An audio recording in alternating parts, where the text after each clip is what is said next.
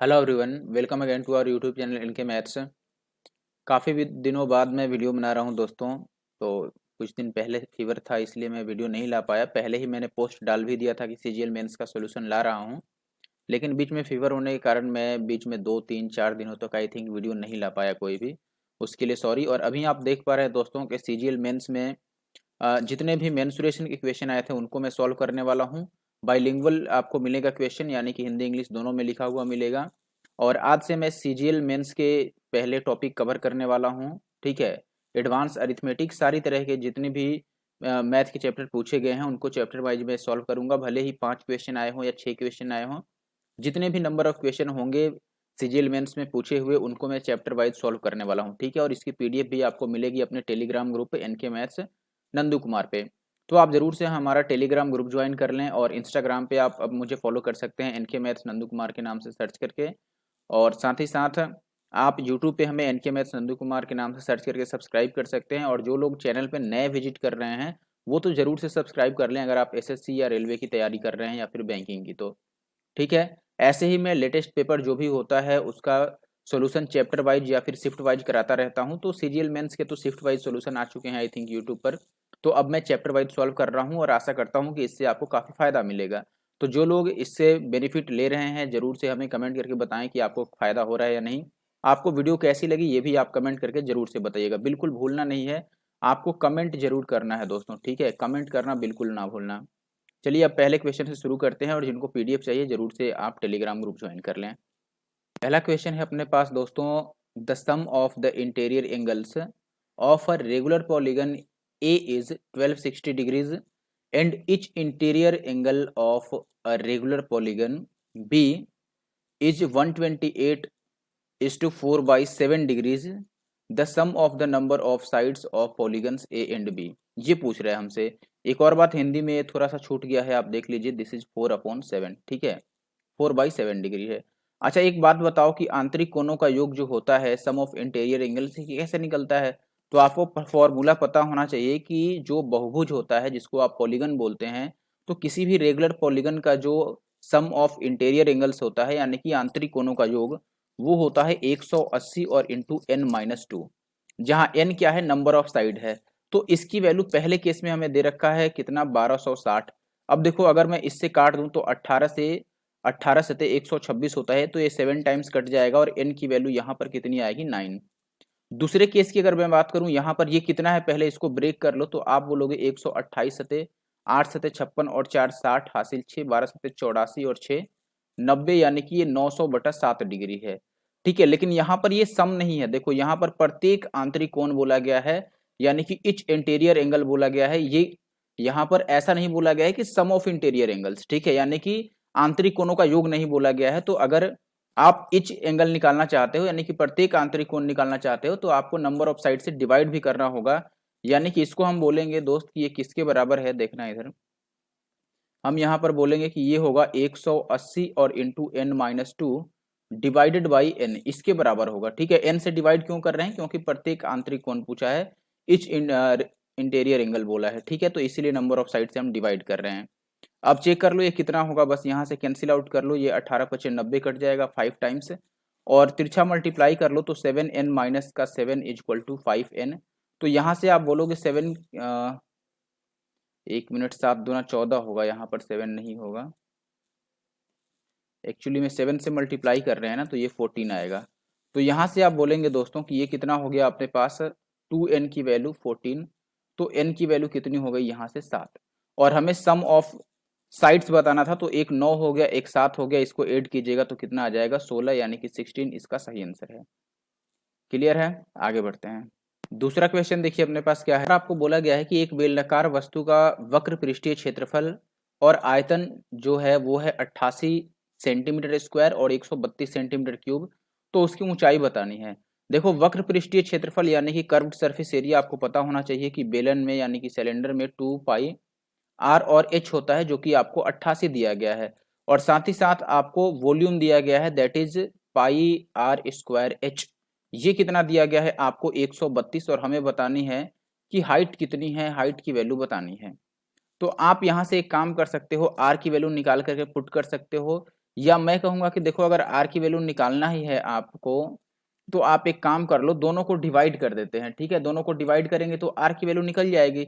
जैसे देखो इस वाले से मैं इसको डिवाइड करने वाला हूँ, यहाँ पर अपॉन हम लिख लेते हैं कितना 2 पाई आर और एच, और इधर अपॉन में लिख लेता हूँ 88। अब जब इसको हम काटेंगे तो ये देखना जरा, ये जो वैल्यू है 132, ये 22 से कट जाएगा कितनी बार में, 6 बार में, और ये 22 से कट जाएगा कितनी बार में, 4 बार में। अभी भी ये कट रहा है 3 दूना 6 और ये 2 दूना 4। ठीक है, तो 44 से ये कट गया 3 और 2 बार में। और इधर देखो आप पाई से पाई कैंसिल हो रहा है, इस आर से एक आर कैंसिल हो रहा है और एच से एच कैंसिल हो रहा है। तो यहाँ से आर की वैल्यू निकल के कितनी आ रही है, तो आप बोलेंगे कि देखो इस 2 से 2 भी कैंसिल हो गया, तो आर की वैल्यू 3 निकल के आ रहा है। क्लियर है, आर की वैल्यू जब 3 आ गई तो किसी भी इक्वेशन में आप पुट कर लो। यहाँ पर मैं रख देता हूँ, ये कितना हो गया, आर के जगह पर 3 रखेंगे तो 2, और 22/7 आर के जगह पर 3 रख लो और इंटू का एच, ये हो गया 88 के बराबर। तो आप बोलेंगे कि 22 दूना 44 से कट गया 2 बार में, तो एच की वैल्यू 7 दूना 14/3 आ गया, जिसको हम लिख सकते हैं 3 चौके 12 और 2/3, 4:2/3। That means option C is correct answer. ठीक है, अगला सवाल देखिए दोस्तों, देखिए इसमें आपको बोला गया है the volume of a solid hemisphere is 19404 centimetre cube, it's total surface area in centimetre square is, यानी कि हमें टोटल सरफेस एरिया बताना ही है।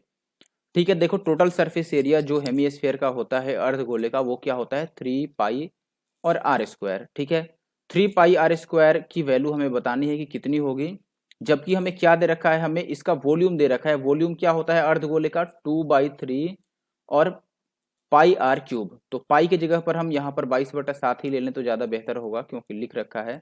तो 2/3 और पाई की जगह पर 22/7 और आर क्यूब, इसकी वैल्यू हमें दे हुई है 19, 4 और 0, 4। ठीक है, अब इसको काटना शुरू करते हैं। पहले तो 11 से ही हम काट लेते हैं दोनों साइड। अगर 11 से इसको काटोगे तो ये 11 एक बार में कटेगा।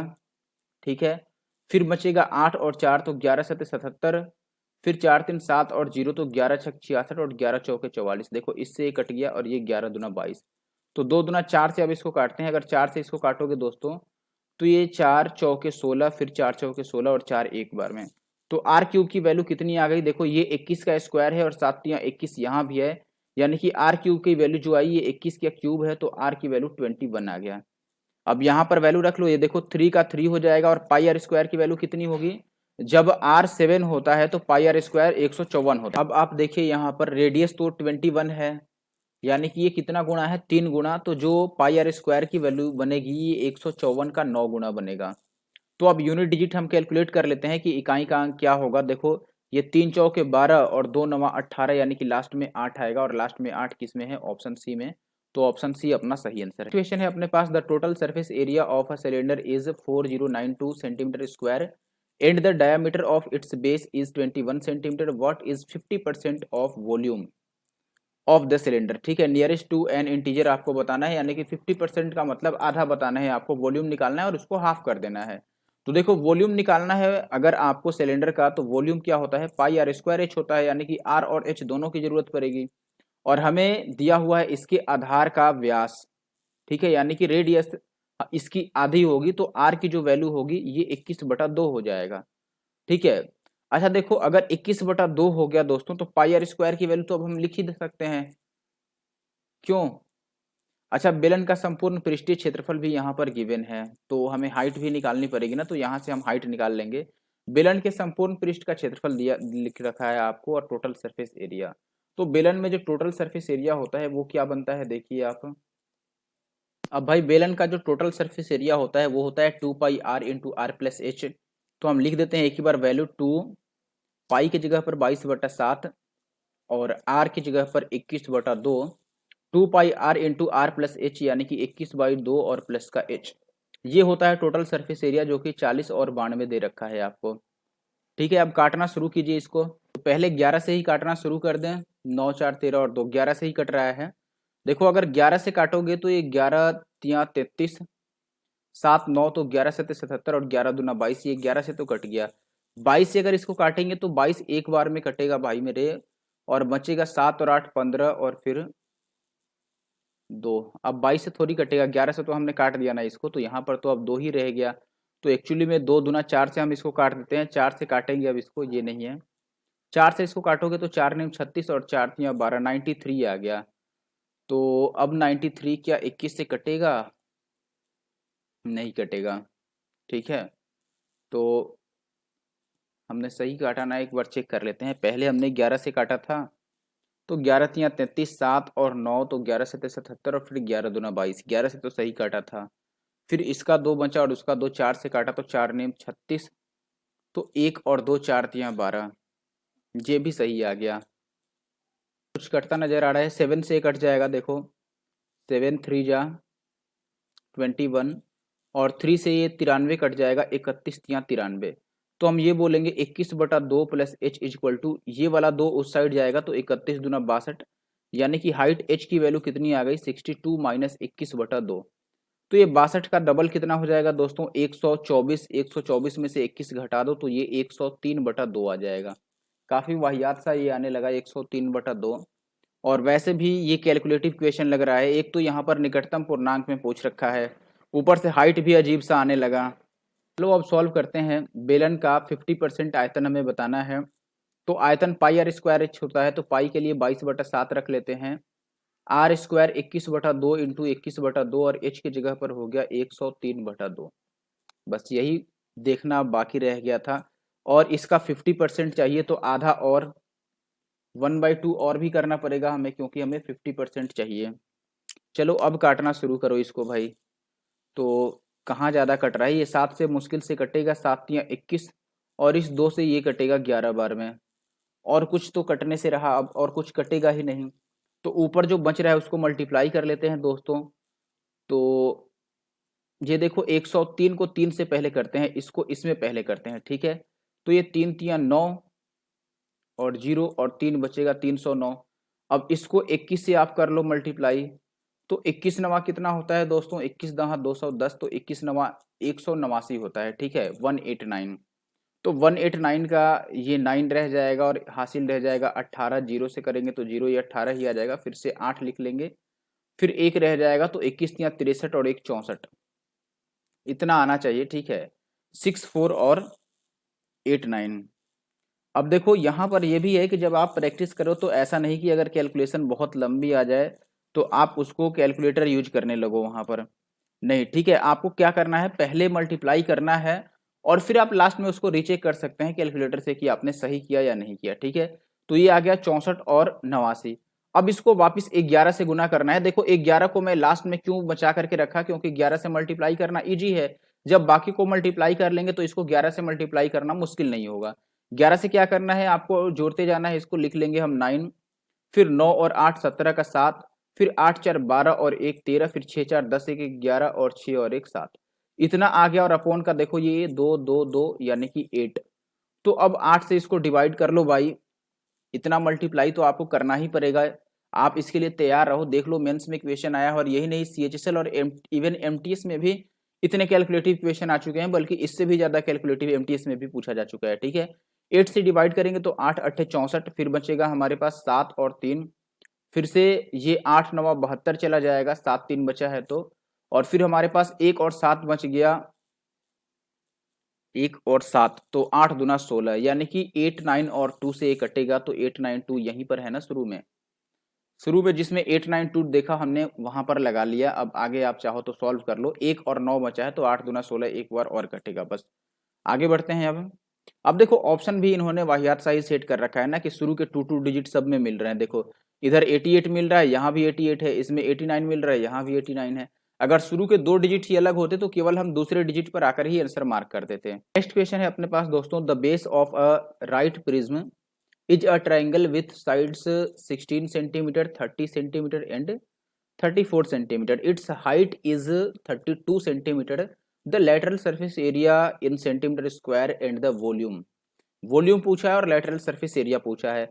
अच्छा देखो, अगर वॉल्यूम की बात करें, पहले देखो इस प्रिज्म का जो बेस है वो कैसा बेस है भाई, राइट, जो राइट एंगल ट्रायंगल होता है वो है, क्योंकि यहाँ पर जो बेस ट्रायंगुलर बेस है। सबसे पहली बात तो हम ये कहेंगे, अगर फिगर ड्रॉ करने की कोशिश करो आप तो इस तरीके का कुछ प्रिज्म है, ठीक है। इसका जो मैंने पिरामिड बना दिया, क्या ये पिरामिड हो गया एक्चुअली में, मैंने फिगर गलत ड्रॉ कर दिया, ठीक है, कोई बात नहीं। अगर आपको फिगर बनानी है तो आप ऐसे बना सकते हैं, प्रिज्म ही बनाना है ना। एक ये हो गया, एक ये, और एक ये।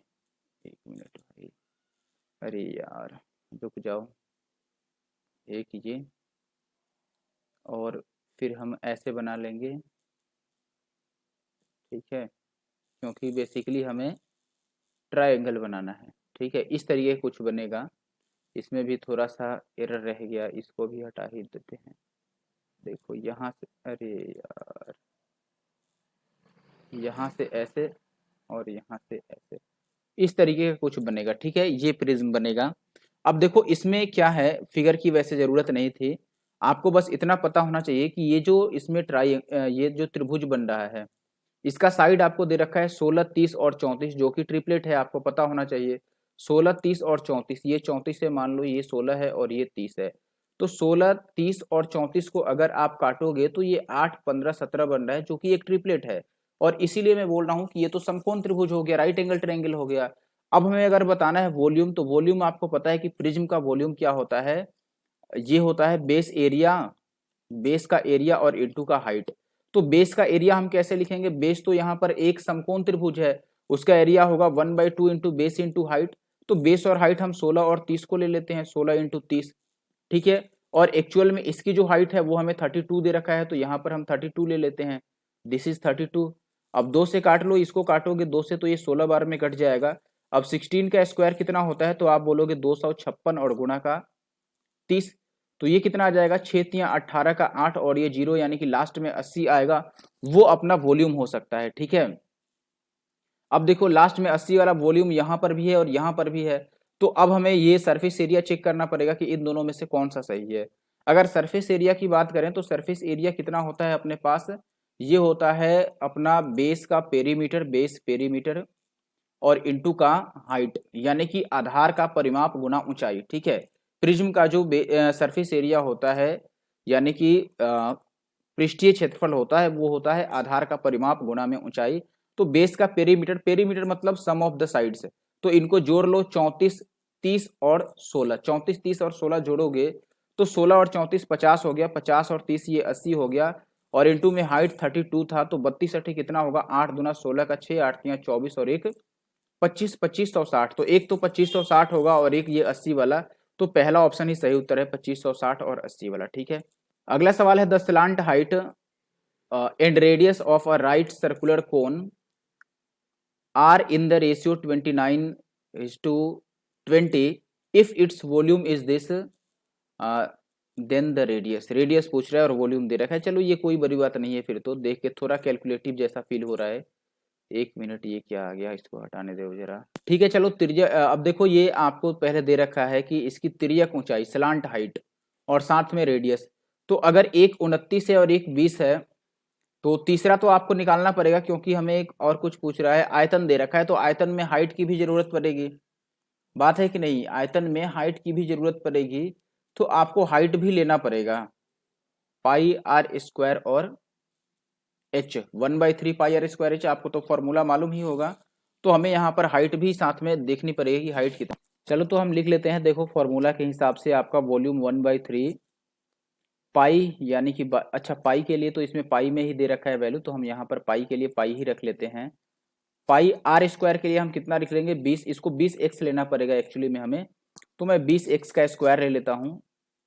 तो 20x का स्क्वायर एक ही बार करके लिख देता हूँ, एक्चुअली में 20 का स्क्वायर 400 और इंटू में x का स्क्वायर, और h हाइट कितनी होगी, अच्छा देखो एक 29 है, एक 20 है, तो अगला कितना होगा 21, 20, 29 और 21 का ट्रिपलेट बनता है ना, तो यहाँ पर 21 आ गया, तो ये 21x आ गया, और ये दिया है 483 और 8.4 और साथ में पाई। अब पाई से पाई कैंसिल होगा। अब देखो बेसिकली आप करना क्या होगा, इन सबको सॉल्व करके x की वैल्यू निकालनी होगी कि कितनी आएगी।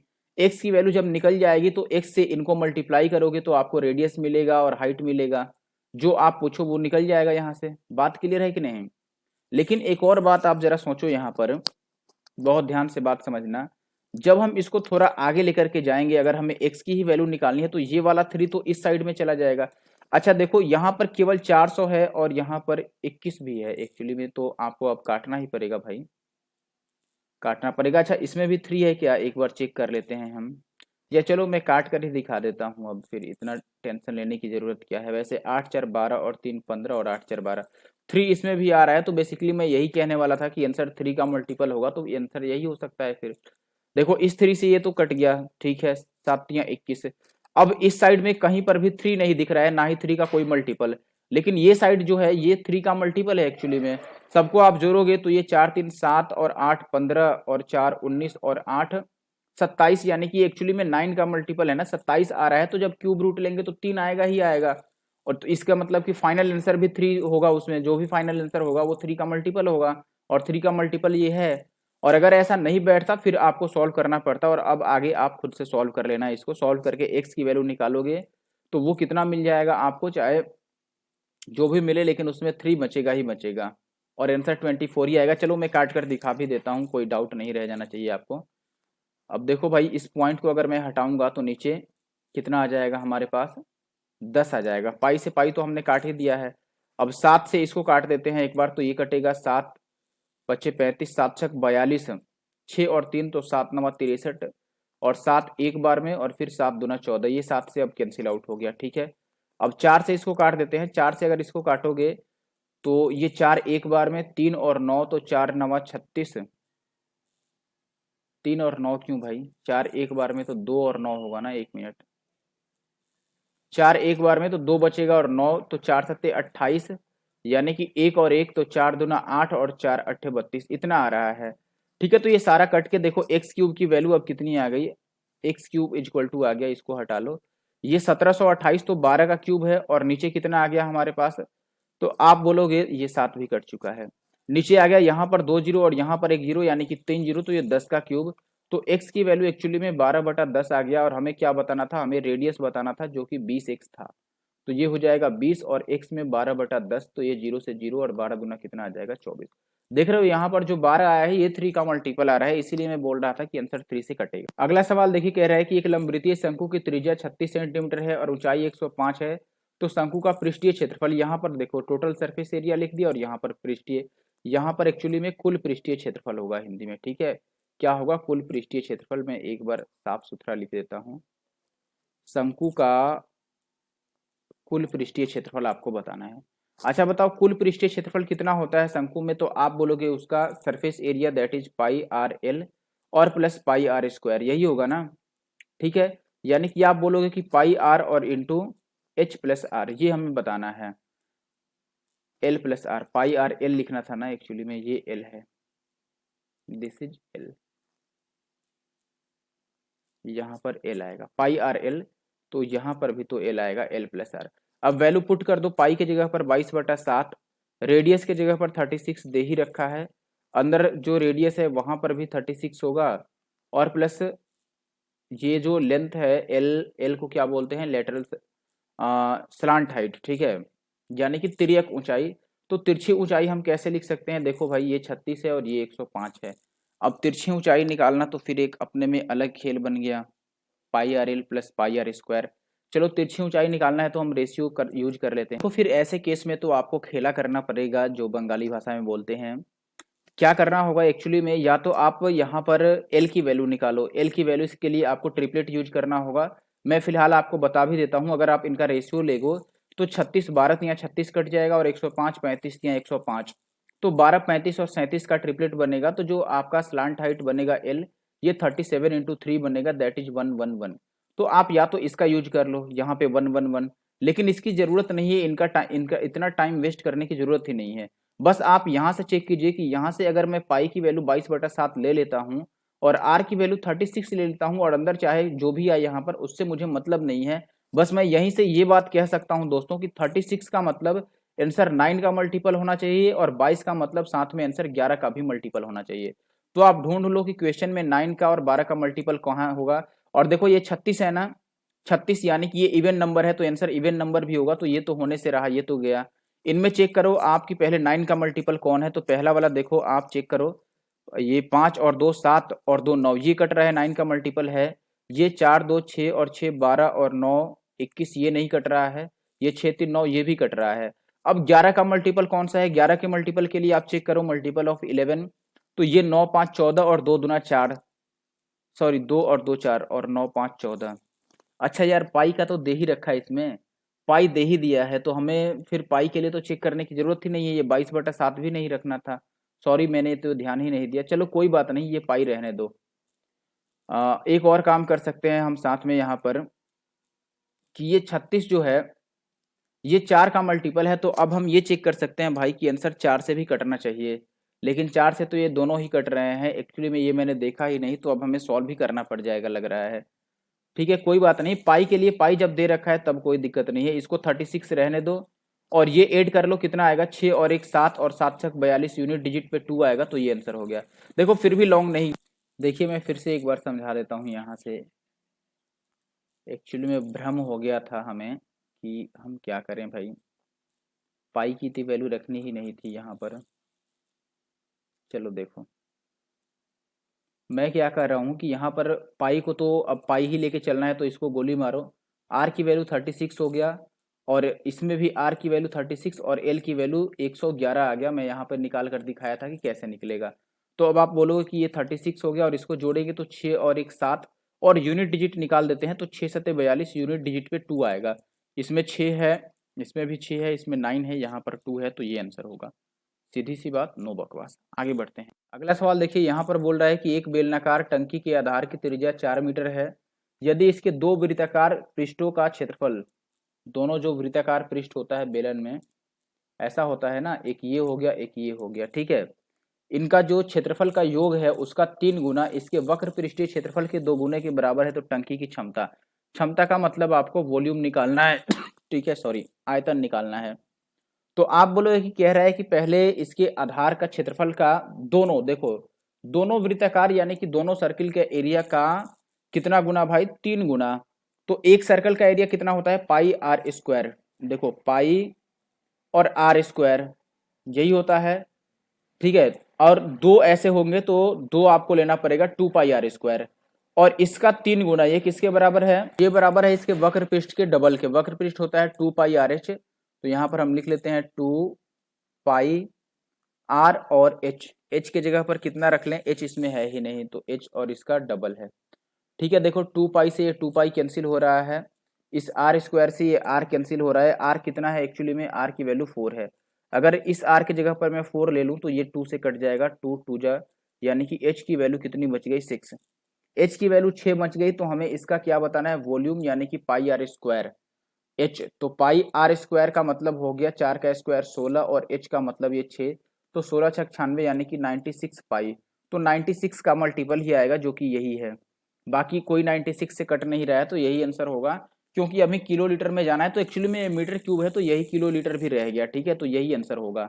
और नहीं भी अगर आपको चेंज करने आ रहा है तो आप एटलीस्ट 96 का मल्टीपल ढूंढ लो, जहां मिले वो आंसर लगा दो। अगला है, एक ठोस बेलन का आयतन दिया हुआ है आपको, इसकी ऊंचाई 13 है, तो इसका आधार का क्षेत्रफल यानी कि पाई आर स्क्वायर हमें बताना है, आधार का क्षेत्रफल का मतलब पाई आर स्क्वायर बताना है, और इसका वॉल्यूम दिया हुआ है, वॉल्यूम होता है पाई आर स्क्वायर एच, इसकी वैल्यू कितनी होती है 2002, यहाँ पर दे रखा है, तो अगर हमें पाई आर स्क्वायर ही बताना है तो हम इसको लिख सकते हैं कि ये 2002 और बटा एच हो गया, तो ये 2002 और बटा एच की वैल्यू कितनी दे रखी है भाई, एच तो हमें यहाँ पर 13 दे रखा है, तो यार ये 13 से फिर कटेगा, ये तो इसमें से कोई भी आंसर नहीं आ पाएगा इस हिसाब से, चेक कर लेते हैं कहाँ तक कटता है, 13 एक बार में ये कटेगा ना, 13 वन टाइम्स, 7 जीरो बचेगा, तो 13 पचे 65, 65 फिर 5 2 13 चौके 52, ये तो कट ही गया 154 बार में, तो ये आंसर होगा। देखिए अगले सवाल में आपको बोला गया दोस्तों 12 centimetre into 54 centimetre into 72 centimetre आयामों वाले धातु के एक ठोस घनाभ को पिघलाया जाता है और इनसे समान आकार के 8 घन बनाए जाते हैं, ऐसे दो घनों के पार्श्व क्षेत्रफलों का योगफल बताना है कितना होगा। देखो सबसे पहली बात कि अगर पिघलाया जाता है तो ऐसे केस में मैंने कई बार बता रखा है दोस्तों कि वॉल्यूम यानी कि आयतन समान रह जाता है। अच्छा बताओ, अगर जो छोटे घन बनाए जाते हैं क्यूब्स, अगर उनकी मैं एक की साइड एल मान लेता हूं तो उसका वॉल्यूम कितना आएगा, एल क्यूब, ये एक घन के लिए है, एक क्यूब के लिए, और ऐसे ऐसे 8 घन बनाए गए हैं तो टोटल वॉल्यूम 8 बनेगा, 8 से मल्टीप्लाइड हो जाएगा, 8 एल क्यूब बनेगा, और इसकी वैल्यू सवाल में कितनी दे रखी है, ये जो घनाभ का आयतन है उसके बराबर ही होगा, यानी कि 12 गुणा में 54 और गुना में 72। तो यहाँ 8 से अगर मैं काट लूँ तो ये 8 9 72 हो जाएगा। तो एल की वैल्यू कितनी आ जाएगी, एल क्यूब देखो 12 को मैं कितना लिख सकता हूँ, एक 9 तो उसमें ही मिल रहा है। सबसे पहले तो हम 9 है तो 3 इसको लगा देते हैं कि ये 27 बन जाए। इसमें से मान लो मैं 3 इसको दे देता हूँ तो ये 9 तियाँ 27 बन गया। और यहाँ पर कितना रह गया, फिर 18 को 12 से मल्टीप्लाई करूंगी तो ये 216 रह गया। तो एल की वैल्यू आ गई 6 इंटू में 3 यानी कि 6 तियाँ 18 एल की वैल्यू आ गई। अब हमें पार्श्व पृष्ठ का क्षेत्रफल बताना है। पार्श्व पृष्ठ का क्षेत्रफल का मतलब कि अगर ये क्यूब है, मान लो मैं एक क्यूब बनाकर आपको दिखा देता हूँ। अगर लेट से ये क्यूब है तो इस क्यूब में पार्श्व पृष्ठ का क्षेत्रफल कौन हुआ भाई, केवल इसकी साइड साइड का एरिया, ठीक है। यानी कि ये वाला एरिया, फिर ये वाला एरिया, ठीक है, और फिर ये जो अंदर का एरिया है वो, और फिर एक सामने का एरिया जो मैं ब्लू कलर से आपको बना देता हूँ, ये जो सामने का एरिया है ये, ठीक है। यानी कि आपको कौन सा नहीं लेना है, आपको ये ऊपर वाला एक एरिया नहीं लेना है, ठीक है, और एक ये जो नीचे वाला सरफेस एरिया है ये नहीं लेना है। तो दो अगर हमें नहीं लेने हैं फेसेस तो हमें केवल 4 फेसेस लेने हैं। 6 फेसेज में से 2 फेसेज नहीं लेने हैं तो 4 फेसेज लेने हैं, यानी कि 4 और एल स्क्वायर ये एरिया होगा एक के लिए, ठीक है। और हमें टोटल 2 घनों के लिए बताना है, ठीक है। यानी कि एक क्यूब में, केवल एक क्यूब की अगर मैं बात करूं, ओनली 1 क्यूब, तो 1 क्यूब में जो लेटरल सरफेस एरिया बनेगा that is 4l square. And ऐसे 2 क्यूब हैं तो 2 से मल्टीप्लाई करना पड़ेगा तो ये 8 और एल स्क्वायर, एल का मतलब 18 का स्क्वायर कितना हो गया 324। अब मल्टीप्लाई कर लो, 8 चौके 32, यूनिट डिजिट पे 2 किस में आ रहा है, इस ऑप्शन में, तो ये सही उत्तर है, ठीक है। आगे बढ़ते हैं। अगला सवाल देख लो, यहाँ पर ये कह रहा है आपको दोस्तों कि एक गोले का पृष्ठीय क्षेत्रफल दिया गया है, ये इसका आयतन बताओ। मतलब सवाल बड़ा नहीं बनाया, छोटा सा ही बनाया, लेकिन थोड़ा कैलकुलेटिव इन्होंने कर दिया। अब एक गोले का पृष्ठीय क्षेत्रफल दे रखा है, ठीक है। टोटल सरफेस एरिया यहाँ पर है तो कुल पृष्ठीय क्षेत्रफल, तो वॉल्यूम का जो टोटल सरफेस एरिया होता है वो क्या होता है ये आपको पता होना चाहिए दोस्तों, 4 पाई आर स्क्वायर। तो 4 पाई की जगह पर 22/7 और आर स्क्वायर, ये वैल्यू आपको दे रखी है 221.76। अब काटना आपका काम रह गया तो 4 से इसको काटो भाई, 4 पचे 20, फिर 2 1, फिर से 4 पचे 20, फिर 4 चौके 16 और 4 चौके 16। अब 22 से भी काट लो इसको तो 22 दूना 44, तो 11 बचेगा, ठीक है, 11 बचेगा। और अगर हम 4 को भी ले आते हैं दोस्तों इसमें तो 114, यानी कि 22 बचे 110 और 22 दूना 44, इतनी बार में कटेगा और पॉइंट यहाँ पर आ जाएगा। तो आप बताओ कि अब आर की वैल्यू, अच्छा 7 से भी काट देते हैं तो ये 7 तियाँ 21 और 7 छक 42, पॉइंट इतना हो गया। तो आर की वैल्यू क्या हो गई 0.6। लेकिन इतना कम कैसे आने लगा, इतने कम पे तो आंसर ही नहीं आ पाएगा, फिर इतना ज़्यादा आंसर कैसे, कुछ गलत हो गया लग रहा है। अच्छा यहाँ पे गलत है, 1 मिनट दोस्तों, यार ये 7 नहीं कट पाएगा ना, 7 तो नीचे है, 1 मिनट, चलो मिट गया हो तो ये रहो, ठीक है।